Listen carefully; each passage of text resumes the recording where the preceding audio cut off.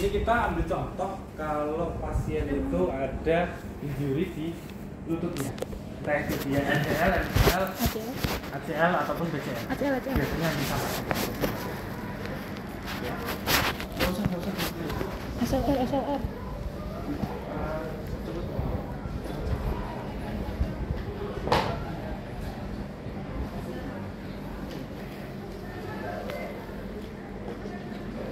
Ini setelah kalian udah press ya, kan press kan protection, press, itu semua udah, kita coba latihannya. Yang pertama kita nggak bakal main ke joint mobilisasi karena dia ada tir, jadi itu sobekan, entah itu parsial ataupun full. Komplit. Kalau sobekannya parsial, biasanya dia tidak ditangani oleh dokter radiologi disambung, tapi dia langsung ke visio. Tapi dengan konsekuensi dia sudah nggak boleh main olahraga yang dia sukai tadi. Entah itu dia atlet sepak bola, dia udah nggak boleh main sepak bola, nggak boleh kegiatan olahraga yang berat. Sebenarnya hanya sebatas latihan strengthening, latihan agility ataupun yang lain. Nggak boleh dia olahraga yang pakai benturan seperti itu. Kalau joint mobilisasi nggak boleh juga. Kenapa nggak boleh? Karena ketika kita mau joint mobilisasi di fase 1 takutnya ada semakin parah dia. Kalau dia nggak dioperasi, kalau dioperasi nggak apa-apa.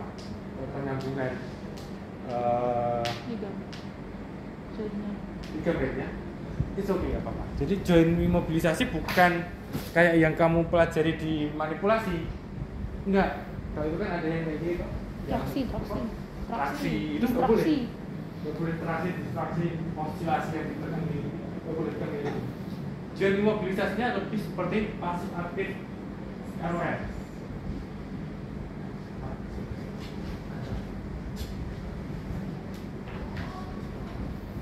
Jadi hanya pasif aktif, tapi tidak full. Nah, karena dia masih terbatas. Jadi sebisanya dia saja. TLCG. Dia bilang Pak sakit ya. Karena memang untuk yang pertama, fase pertama itu dia belum fokus di sampai full LM itu belum fokus di situ. Dia memang latihan LM tapi nggak full. Dia bisa sampai 90.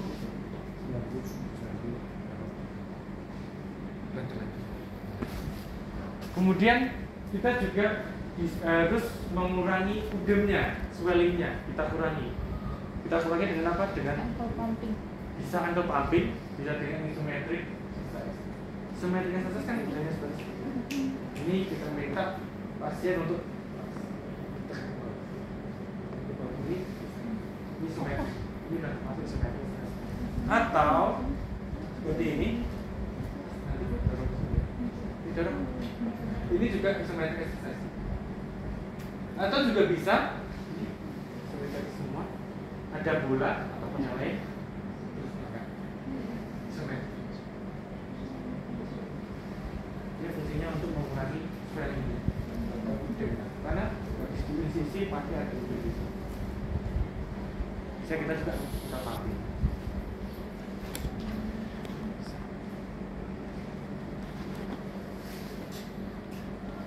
Massage juga bisa, tapi massage kan tidak masuk ke terapi latihan. Massage masuknya ke manipulasi. Bagus kan? Iya.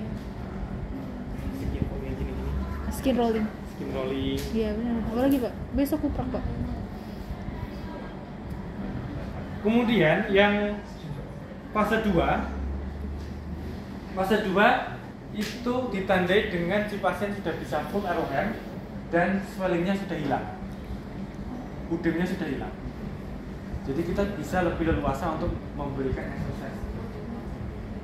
Meskipun di fase 2 ini pasien masih mengeluhkan rasa nyeri.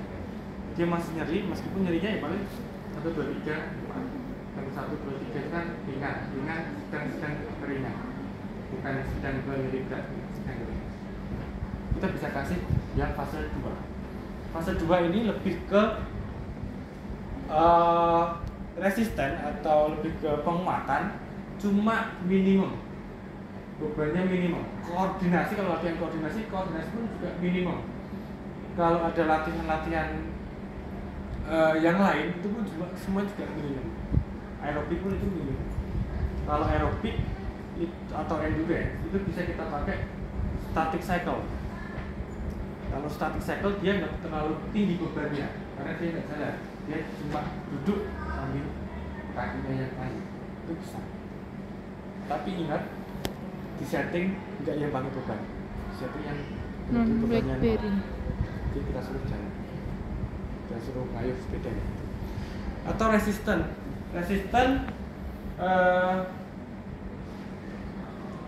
bisa kita pakai sandbag itu ini kasih sandbag, kemudian kita latihan quadricepsnya itu bisa, tapi bebannya minimal, bebannya nggak itu 1 atau 2 kilo atau setengah kilo bisa, yang penting ada bebannya.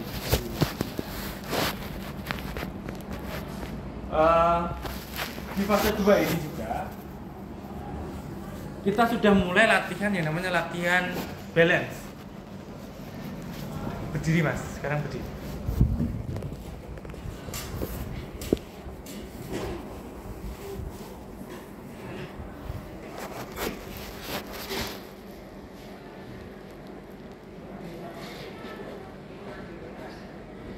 Kita juga bisa latihan balance dengan cara yang pertama, kita bisa latihan yang static balance ataupun yang dinamis. Kalau yang static balance itu dengan single leg, biasanya single leg dan pasien bisa pakai dumbbell pusat. Kemudian dia turun, naik, turun, naik.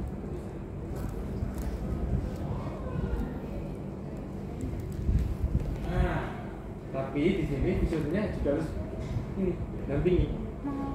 Takutnya apa? Takutnya dia nanti jatuh karena kan masih sakit. Turun lagi, turun, naik, turun lagi, naik, turun lagi. Oke, naik. Seperti ini. Ini salah satu latihan untuk fase 2. Kalau sudah memasuki fase 3, kalau fase 3 ini sudah bebannya yang maksimal. Bebannya maksimal, mungkin latihannya nggak seperti ini, tapi bisa pakai leg press. Kalau leg press itu pakai alat. Single leg press. Leg press, kemudian ada latihan-latihan yang lain. Kalau fase 3 juga kita bisa mulai yang namanya latihan plyometric exercise. Plyometric itu intinya adalah gerakan lompatan. Dia pakai core atau tungkai bagian bawah. Core atau tungkai bagian bawah. Jadi kalau ini ada box gitu ya. Ini saya mau jadi alatnya. Kita latihan.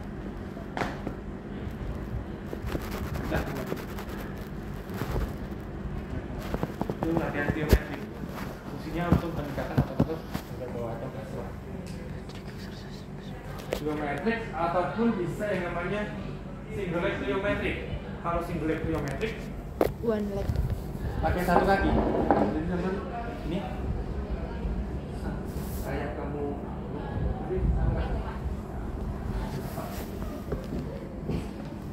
kemudian ada lagi latihan yang namanya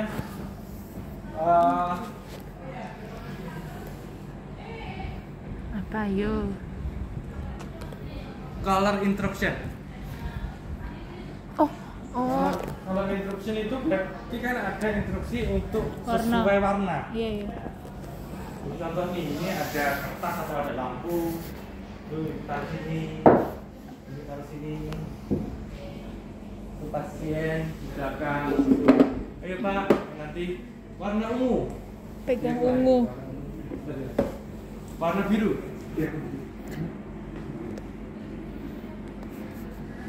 Dan di fase 3 dia juga mulai latihan yang namanya ladder drill, latihan kelincahan, agility. Gak pernah lihat ladder drill? Ladder drill itu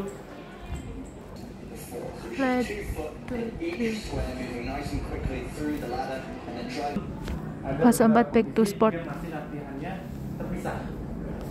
latihan terpisah, cuma latihannya sudah sesuai dengan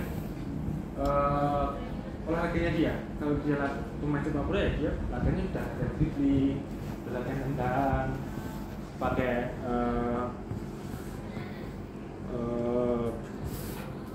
latihan balance sambil nendang bola juga bisa, latihan shooting, heading, latihan mendarat, posisi mendarat. Kalau untuk latihan rehabilitasi pada cedera olahraga sebenarnya itu bisa dikembangkan tergantung kondisinya bagaimana terakhirnya. Dan cedera ini kan berbeda-beda. Ada yang Achillesnya yang kena, ada yang knee-nya yang kena, atau ototnya itu benar-benar tear, putus. Itu ada juga kayak gitu. Itu biasanya untuk kalau otot putus itu malah bukan waktu kompetisi, tapi waktu dia exercise. Entah itu dia waktu dia latihan bicep curl, entah itu dia waktu latihan leg press atau butterfly, itu bisa kena di situ. Bisa putus, benar-benar putus langsung bisa. Jadi kalau orang gini, kalau ada latihan si bicep curl, kalau kayak gini, kalau bebannya terlalu berat, ini langsung putus, langsung bisa. Karena bebannya dia nggak bisa nahan bebannya. Maka dari itu pengecekan 1RM itu penting ketika mau dikasih program latihan. Berapa sih untuk bisa ditoleransi lah? Paling 125% dari 1RM. Gak bisa kamu 1RM-nya cuma 50 kilo, kamu coba langsung angkat 100 kilo, paling langsung.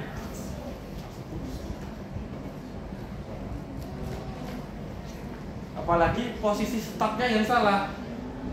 Biasanya posisi start yang salah itu kalau awalnya udah gini. Ini kalau latihan bicep curl, ini ada penyangganya gini, dia dari sini. Dia dari posisi seperti ini, atas ini, dia turun gini bisa. Tapi kalau dia dari bawah, posisinya, dia udah pasti nggak kuat kan. Tapi kalau dia dari atas gini, dia coba iseng-iseng gitu. Ini ototnya naik. Itu ada yang